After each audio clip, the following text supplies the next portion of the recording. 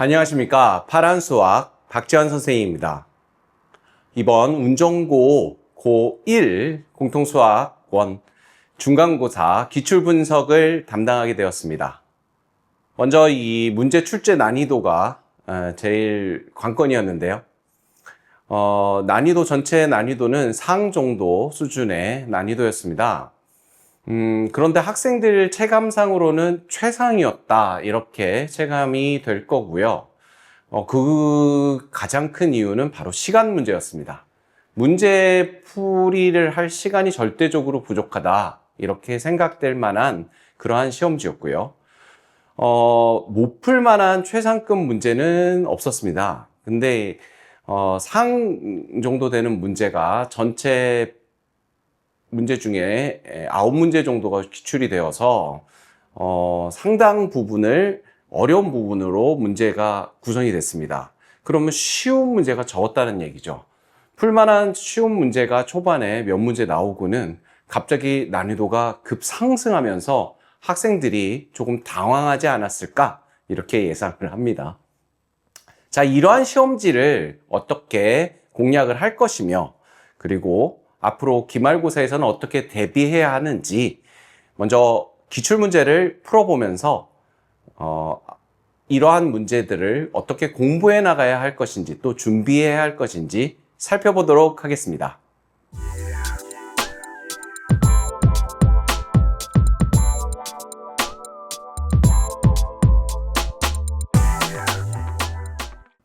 먼저 살펴볼 문제는 객관식 18번 문항입니다.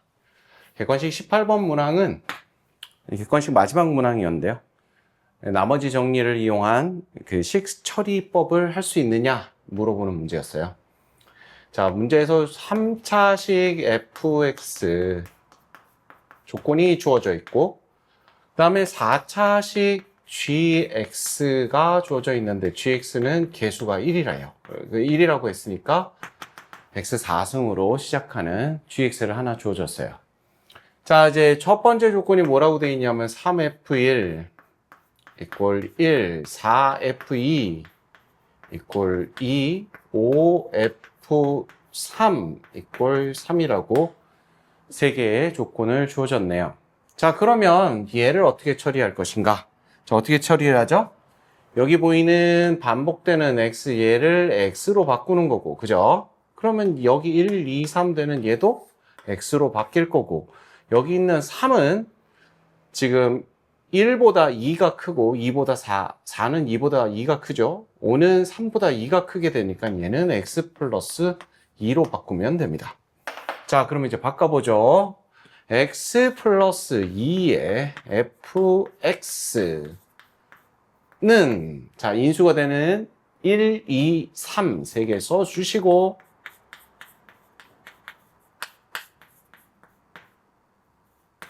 최고차는 계속 모르니까 A 하나 미지수 잡아야겠죠? 자, 그 다음에 이제 목 부분을 생각을 해볼 때 얘가 3차, 1차 곱하면 4차. 그럼 여기는 지금 3차니까 미지수 하나 잡아야겠군. B, X 플러스 B 해서 4차를 맞춰줍니다. 4차 맞춰준 이후에 이제 더하기 X 해서 식을 깔끔하게 하나 만들어 놓고요. 두 번째 조건으로 하겠습니다. 문제에서 gx를 fx-1로 나누었을 때 몫이 나올 거고 나머지가 나오는데, 그 나머지가 gx를 x 플러스 2로 나누었을 때의 나머지와 같다라고 했어요. gx를 x 플러스 2로 나눌 때의 나머지는 g-2죠. 즉 여기 있는 값이 g-2구나 라고 식을 세우면 되죠. 자, 역시 차수를 좀 맞추고 개수를 맞춰야 되는데, 얘가 x 4승으로 시작하다 보니까 얘를 지금 fx-1은 ax 3승으로 시작하죠. 여기 최고차원 개수가 a일 거고, 그럼 개수를 맞추기 위해서 a분의 1이 하나 들어가고, 그리고 차수를 맞추기 위해서 3차식, 여기 1차식이 하나 더 들어가야 됩니다. 그래서 미지수가 또 하나 늘어나네요. x 플러스 c 잡아주면 됩니다. 자, gx를 세웠죠. 네, gx를 세워주고 다음 식을 그냥 막 넘어가지 마시고요. 식을 한번 싹 보시면 대입하고 싶은 게 딱 떠올라요. 여기 G-2 있네. 그러면 X에다 마이너스 2를 대입하게 되면 얘가 서로 사라질 거 아니에요. 그러니까 X에 마이너스 1을 한번 대입해 보자. 그러면 사라져서 0이 되고 F-2-1 A분의 1에 마이너스 2 플러스 C가 됩니다. 문제에서 F-2 음수라고 주어졌죠. 0보다 작다라고. 0보다 작은 수와 마이너스 2를 계산을 하게 되면 음수가 될 테니 0이 되지 않죠. 자, 그렇다면 마이너스 2 플러스 C가 0이 되는 것이니 C가 2라는 값을 찾아낼 수 있습니다. 미지수 하나 정리가 됐고요. 자, 그 다음에 이제 남은 조건은 G1이 0이다라는 조건이 남아 있습니다. 근데 이제 식이 gx가 좀 깔끔하게 지금 정리가 돼 있지 않아요. 그러니까 한번 전개를 해서 정리해서 써보죠. a분의 1에 x 플러스 2에 fx 마이너스 완전 전개를 해볼게요. a분의 x 마이너스 a분의 2 플러스 g 마이너스 2 전개를 다 해놓고 보니까 뭐가 보이죠? x 플러스 2의 fx가 앞에 미리 세웠던 식하고 동일하구나 라는 것을 알게 되죠. 자, 그러면 여기다 이제 대입해서 처리를 해도 되는데 그걸 하기 전에 남은 조건 한번 대입을 해볼게요. x는 1을 대입해보면 g1은 0이 되고 1을 대입하면 a분의 3 그죠? 그 다음에 f1은 3분의 1이죠. 3분의 1 3이 약분되네요. 그 다음에 1을 대입하면 a분의 1 마이너스 a분의 2 플러스 g 마이너스 2 이제 연산 지워지죠. a분의 1 마이너스 a분의 1 네, 0이 됩니다. 자, 그러면 여기 있는 마이너스 a분의 2 플러스 g 마이너스 2가 0이라는 값을 갖죠. 위에 있는 위 부분 마이너스 a분의 2 플러스 g 마이너스 2 이 녀석 전체가 0이 되는 거죠. 네, 얘가 싹 지워집니다. 자, 식이 굉장히 간단해졌죠. 이제 간단해졌고 gx를 이제 한번 써보죠. gx는 x 플러스 2의 fx를 이제 대입을 하겠습니다. 얘를 통째로 대입했을 때 a분의 1이 a분의 1 붙죠. a분의 1이 곱해지니까 분배 법칙으로 곱하면 얘는 지워져서 x-1, x-2, x-3, x 플러스 b가 될 거고 여기다가 a분의 1을 곱하니까 a분의 x가 될 겁니다. a분의 x가 되고 여기 마이너스 a분의 x 이렇게 추가로 붙겠죠. 그러면 이제 최종 이 뒷부분도 정리가 돼서 0이 됩니다. 그래서 gx를 최대한 구했죠. 조건은 다 사용을 했습니다. 사용 안 한 조건이 없는 상태라서 이 b는 어떻게 구하지? 라고 걱정이 될 텐데 여기서 g 구하라는 게 G5-4 G4라고 주어져 있죠. 그러면 G5하고 G4, 4G4를 빼게 되면 이 b가 없어지지 않을까 예상이 됩니다. 한번 대입을 해보죠. 자, 5를 대입하면 4 곱하기 3 곱하기 2 곱하기 5 더하기 b가 될 거고 빼기 4 곱하기 G4는 3 곱하기 그 다음에 4 대입하면 2 곱하기 1은 생략하고요. 4 더하기 b가 됩니다. 공통인수 24를 빼게 되면 5 더하기 b 마이너스 4 더하기 b 그러면 b가 없어지네요. 그래서 결국 답은 24가 되겠습니다. 자, 이 문제의 핵심은 난이도가 좀 있기는 했는데 풀이를 깔끔하게 처리를 할 수 있었던 가장 큰 요 부분 이 부분이 좀 가장 어려웠고요. 여러분 학생들 연습이 잘 돼 있는 학생이 이 문제 공략하기는 좀 쉬웠을 겁니다. 여기 이 부분은 학생들이 좀 문장을 정확히 이해를 해주고 식으로 바꿔 쓰는 연습을 좀 해야 될 부분입니다. 근데 이 부분이 조금 약해서 이 두 번째 식이 나오지 않으면 문제 해결이 되기가 좀 어려웠죠. 자, 이 두 가지만 식을 세우면 그 이후에는 꼼꼼하게 식을 자세하게 그 처리만 정확하게만 해주면 무난하게 문제가 풀리는 문제였습니다.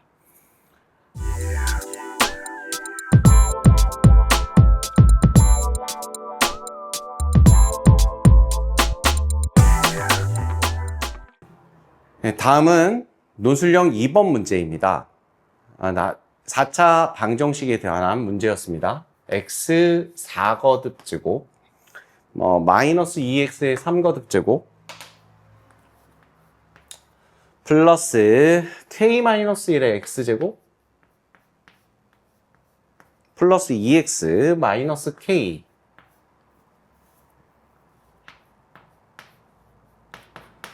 제로인 4차 방정식이 주어져 있고 네 근을 알파, 베타, 감마, 델타라고 할 때 모든 k의 값을 구하여라 이렇게 했어요. 자, 그러면 4차 방정식의 처리법은 당연히 조립제법입니다. 조립제법으로 문제를 해결하죠. 자, 근부터 먼저 찾고 한번 시작을 해보겠습니다. 1, 마이너스 2, k 마이너스 1, 2, 마이너스 k, 이 4개의 값에서 k를 없앨 수 있는 게 1일 것 같죠? 자, 1부터 조립제법을 합니다.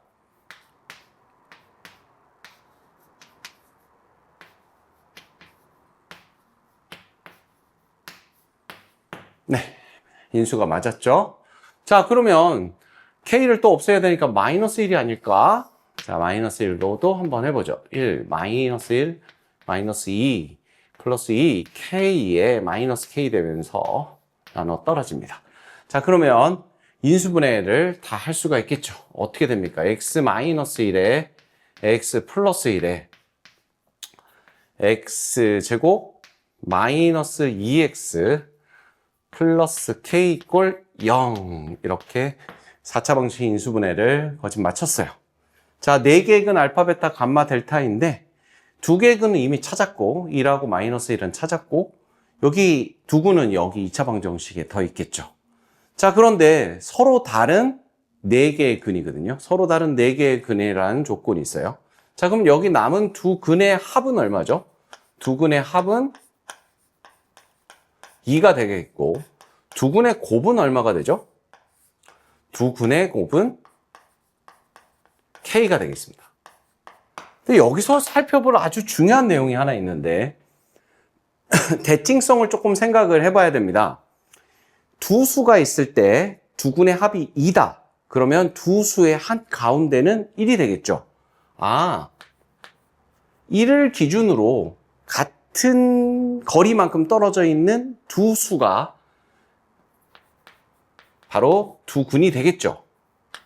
대칭성을 생각을 해 주셔야 됩니다.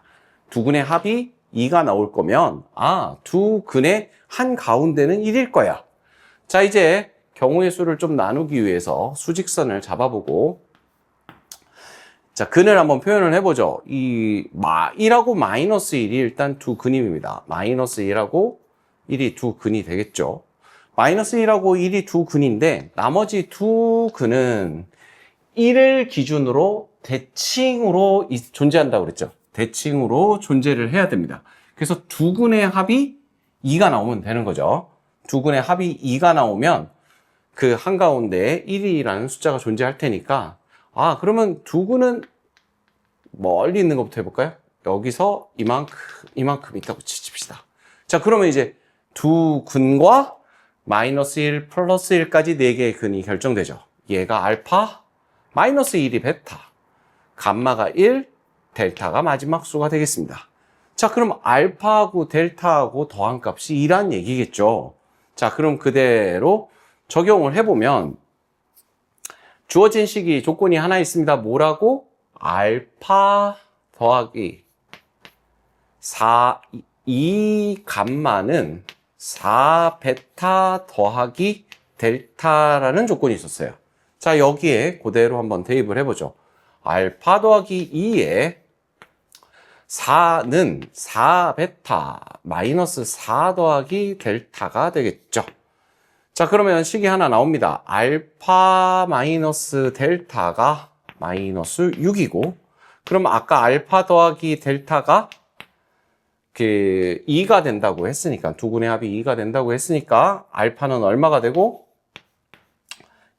변변 더하면 2알파는 마이너스 4, 그러면 알파는 마이너스 2, 그럼 델타는 플러스 4가 되겠죠. 그러면 첫 번째 K의 값이 등장합니다. 따라서 K의 첫 번째 K 값은 얼마? 두 개를 곱해준 것이니까, 두 군의 곱이니까, 두 군의 곱은 마이너스 8. 이게 첫 번째 답이 되겠죠. 자, 그러면 두 번째 답은 어떻게 될까요? 자, 두 번째 답 수직선 한번 그려보고, X. 역시 1, 근, 마이너스 1도 근.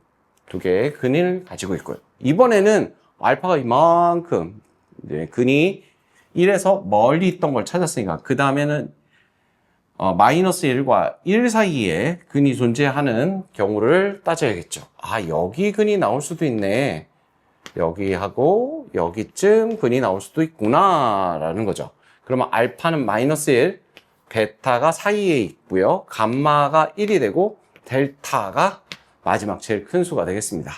자, 주어진 조건을 그대로 써보면 알파 더하기 마이너스 1 더하기 2 감마, 2 감마니까 2가 되겠죠? 는 4베타 더하기 델타 식 하나 있고요.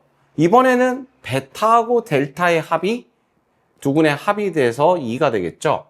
베타 더하기 델타가 2가 된다. 자, 그럼 이 두 식을 연립을 하게 되면 베타하고 델타가 나옵니다. 자, 베타는 얼마가 되고, 베타는 마이너스 3분의 1, 델타는 3분의 7 이렇게 나옵니다.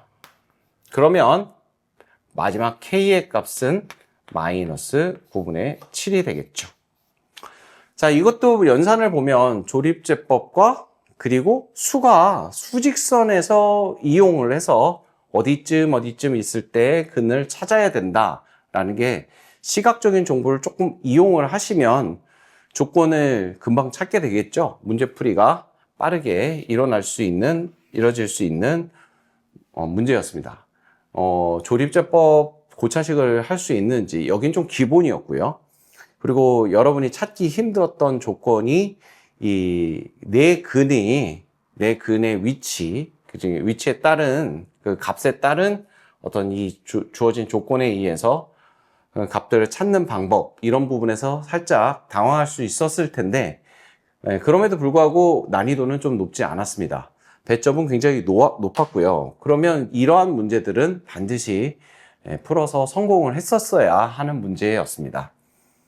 자, 조금 풀다 보면 풀릴 것 같은데 막히네? 이거 어떡하지? 라고 당황할 수가 있어요. 이러한 때에 오로지 더 꼼꼼하고 천천히 생각을 하면서 조건을 천천히 나누는, 이러한 당황하지 않고 푸는 그러한 이렇게 집중력을 발휘해 줄 수 있으면 좋은 성적을 거둘 수 있었지 않을까 생각합니다.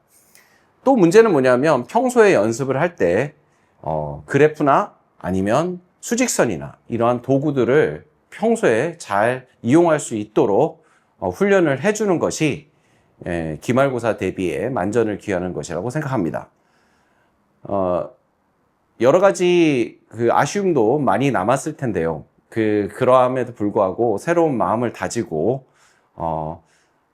좋은 결과를 얻기 위해서 기말고사에 매진을 다시 시작을 하는 운전고 여러분이 되기를 바랍니다. 감사합니다.